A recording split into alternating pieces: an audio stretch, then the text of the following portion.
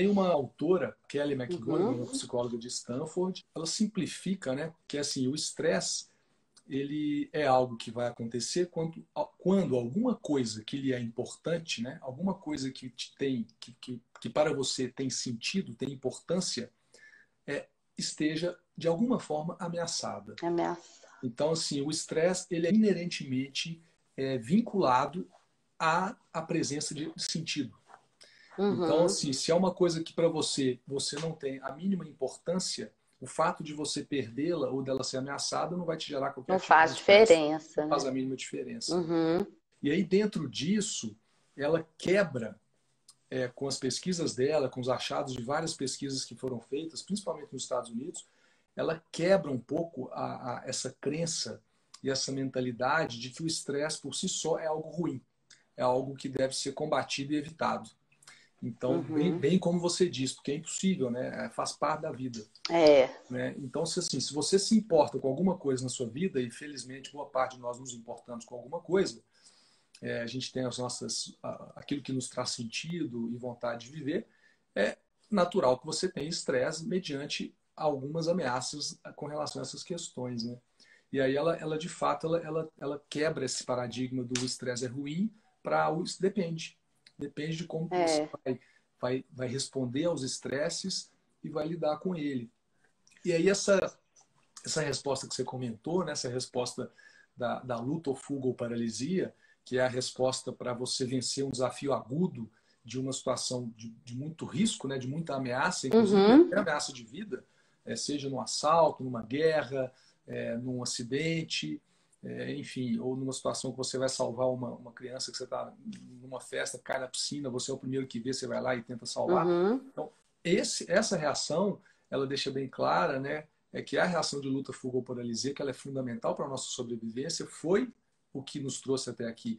Porém, ela não é a única reação ao estresse e ela disserta no livro dela sobre outros dois grandes grupos de reação ao estresse, que são reações que talvez para a nossa contemporaneidade sejam mais maduras e mais assertivas e apropriadas. Por quê?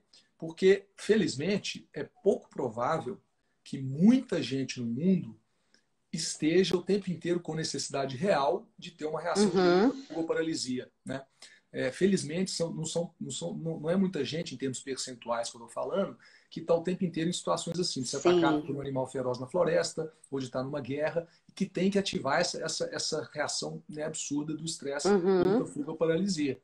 E aí, o problema que ela observa, e que eu até hei de concordar, é que a maior parte das pessoas que estão sob um estresse crônico, eles estão acionando essa resposta de luta, fuga, paralisia para situações e para questões que não estão lhe ameaçando de fato a vida. Né? Uhum. E aí ele acaba tendo uma resposta exacerbada, né, contínua, a estímulos que não são estímulos que vão te matar. E aí Sim. ela sugere, então, essas outras formas de responder a esses estímulos, que seria a resposta do desafio, mediante uma situação que te ameace de alguma forma. Você, em vez de parar, lutar ou fugir, você pegue essa energia que o estresse te traz, que gera uma certa ansiedade, canalize e haja em prol de um desafio, em prol de uma evolução, de um crescimento. E ela fala sobre vários estudos comprovando essas questões. E uma outra situação, outra resposta, que é o de cuidar e ser amigo, que em inglês é tend and befriend, que é você em situações de desastres, de situações de luto, enfim, de situações que realmente não tem muito o que fazer e que já se consumou o pior Uhum. dentro daquele cenário, que te resta sim, te resta muita coisa. Dentre elas, você se cercar de pessoas que vão te amparar, ou você fazer parte do grupo que está amparando alguém, né? Ser amigo, cuidar, ajudar. Né? Isso gera também uma reação muito assertiva ao estresse.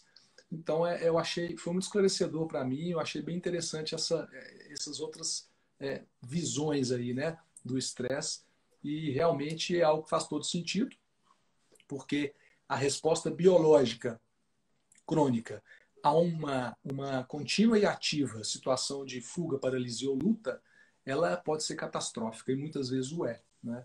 Através da Sim. liberação de hormônios que te fariam sobreviver de uma ameaça real, de um leão te atacando, né, você tem isso aí contínuo, alto, o cortisol, a adrenalina, muito o tempo inteiro, durante muito tempo, você vai estar mais hipertenso, você vai estar com o seu sangue muito mais pró-coagulação, porque é assim que ele está numa Uhum. situação de luta, fuga ou paralisia, porque se você se machucar, ele coagula rápido, você não morre por Rápido. hemorragia.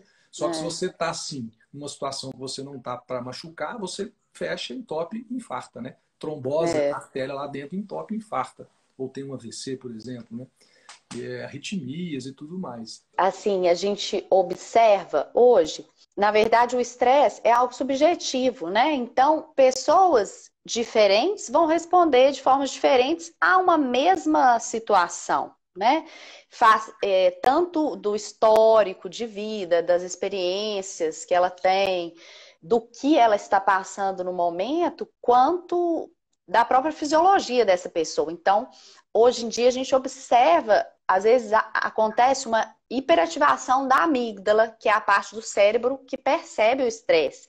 Então, muitas vezes, essas situações que não são necessariamente de sobrevivência, elas já disparam, né? Uma amígdala hiperativada faz ela já disparar todo esse sistema corporal de resposta ao estresse, né? E, inclusive, nas práticas de mindfulness, já foi comprovado também por ressonância magnética funcional e estudos que pode haver uma diminuição da densidade da substância cinzenta da amígdala, né? Então, a amígdala fica menos ativada com o tempo, com as práticas. E o que a gente sabe é que a gente não foi educado para essa gestão do estresse. E nós, como seres humanos, a gente tem as especificidades de, assim, as situações que são, como você falou, imaginárias. Às vezes a gente está preocupado porque a gente acha que, nossa, eu vou ter que sair de casa e aí eu vou pegar Covid, e aí eu vou passar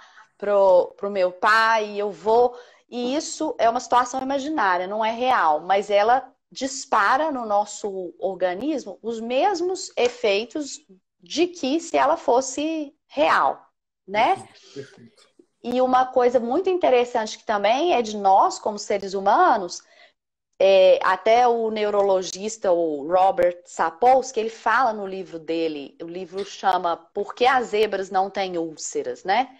E é justamente porque os animais, a situação estressante é retirada, eles voltam a um estado de equilíbrio, de homeostase, assim que a situação é retirada, né? Então, por exemplo, se tem zebras lá pastando, felizes, e aí chega uma leoa e corre atrás delas, começa a correr, o sistema de resposta ao estresse é ativado, e assim que a leoa pega uma zebra, né? As outras voltam automaticamente há um estado de homeostase, né? E com a gente não é isso que acontece. Mesmo sendo retirada a situação estressante, a gente tem essa capacidade de antecipar, de criar hipóteses, e a gente fica naquela ruminação. Então, o sistema corporal de resposta ao estresse, ele continua ativo no nosso corpo. Todas aquelas alterações fisiológicas que você mencionou, né? O batimento cardíaco acelerado, a respiração. O nosso cérebro, nas situações de estresse, ele se foca nas informações negativas de uma situação como mecanismo de defesa, né? Isso é um viés da negatividade, né, que a gente chama. Então, a gente estar consciente, a gente saber até dessas adaptações no nosso organismo é interessante, porque a gente saber de que quando a gente está numa situação difícil, o nosso cérebro ele tende a realmente concentrar nos aspectos negativos daquilo, né? E a gente ter esse olhar mais distante de ter consciência disso e voltar para um eixo, né? Saber que às vezes a gente vai estar com pensamentos meio catastróficos, né? Ou antecipando, ou prevendo coisas que não são reais, né?